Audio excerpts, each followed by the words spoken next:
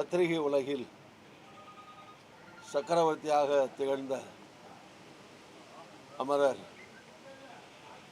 அருமை சகோதரர் சிவந்தி ஆதித்தனார் அவர்களுடைய 90வது ஆண்டு பிறந்த நாளை ஒட்டி அவருடைய நினைவில்லத்திலே அவருடைய திருவுருவப் படத்திற்கு மலர் அஞ்சலி செலுத்தி வீர வணக்கத்தை செலுத்துகிறேன். அன்பு சகோதரர் அமரர் சிவந்தி ஆதித்தனார் அவர்கள் பல்வேறு துறைகளிலேயும் சிறந்து விளங்கியவர்.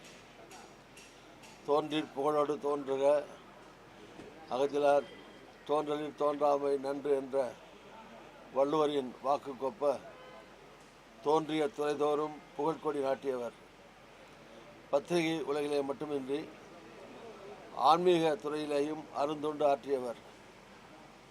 தென்காசி கோயில் கோபுரம் உட்பட தமிழ்நாட்டின் பல்வேறு ஆலய திருப்பணிகளுக்கு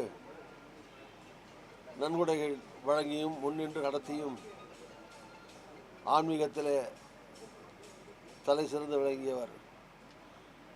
அதுபோல கல்வித்துறையிலேயும் பள்ளிகள் கல்லூரிகள் என்று தானே தொடங்கியது மட்டுமின்றி தமிழ்நாட்டில் தொடங்கப்படுகிற பல பள்ளிகளுக்கு கட்டிடங்கள் முதல் பல்வேறு வசதிகளை உதவிகளை செய்து தந்தவர்.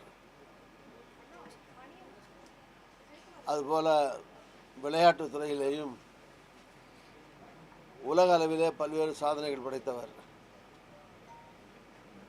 பொது தொண்டிலேயும் ஆர்வம் நிறைந்தவராக திகழ்ந்தவர். அவர் புரட்சித்தலைவர் எம்ஜிஆர் இருந்தபோது